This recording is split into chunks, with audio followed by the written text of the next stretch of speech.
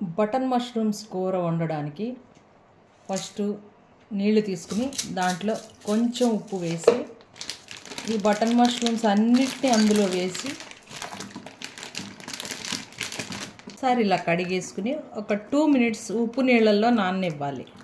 నానేలోపు మనం 1/2 kilo button మష్రూమ్స్కి 2 ఉల్లిపాయలు, 1 టమాటా, 2 పచ్చిమిరపకాయలు కట్ చేసి పక్కన పెట్టుకుందాం.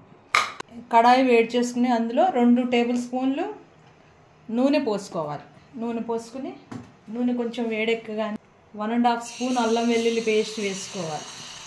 ఒకసారి దీన్ని ఇలా కలుపుకుని కొంచెం వేగాలి.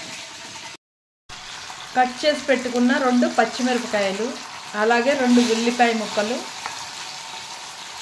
ఇందులో వేసి వీటిని బాగా ఒకసారి కలపాలి.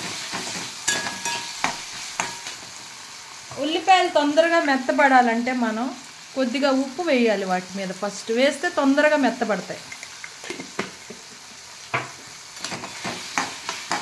వేసి ఒకసారి హై ఫ్లేమ్లో పెట్టి బాగా కలపాలి.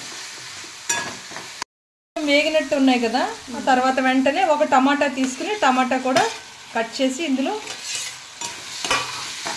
వేసి ఒకసారి కలిపేసి వీటిని సిమ్లో పెట్టి 5 నిమిషాలు మగ్గే వరకు మూత పెట్టి ఉడికించాలి. లోపు మనం మష్రూమ్స్ని ఇలా కట్ చేసుకుని పెట్టుకుందాం.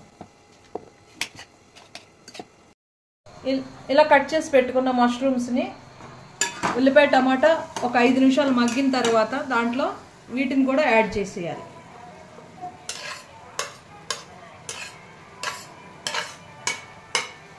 వేసాక వీటిని పూర్తిగా ఒకసారి కలిపేసుకోవాలి. కలిపేసుకుని మనం ఇందాక ఉల్లిపాయలకి సరిపడా ఉప్పు వేసాం కదా, ఇప్పుడు మొత్తం కూరకి సరిపడా ఉప్పు వేసేద్దాం. ఈ మష్రూమ్స్ కూరకి ఉప్పు ఎక్కువగా పట్టదు, చూసుకుని వేసుకోండి. అలాగే దీనికి సరిపడా కారం కూడా ఇప్పుడే వెంటనే వేసేయాలి. అప్పుడే ఉప్పు కారం 2 మష్రూమ్స్కి బాగా పడతాయి.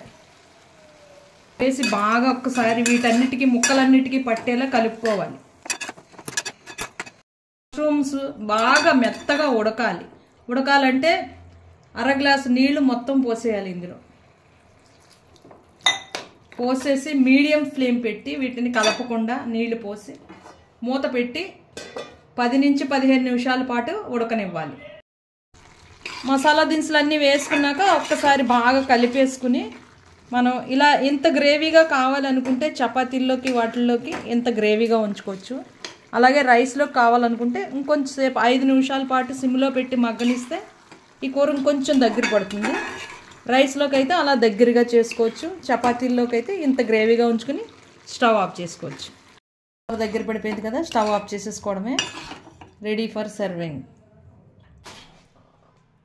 వేడి వేడి అన్నంతో మష్రూమ్ కూరతో తింటూ ఉంటే వా యమ్మీ యమ్మీ.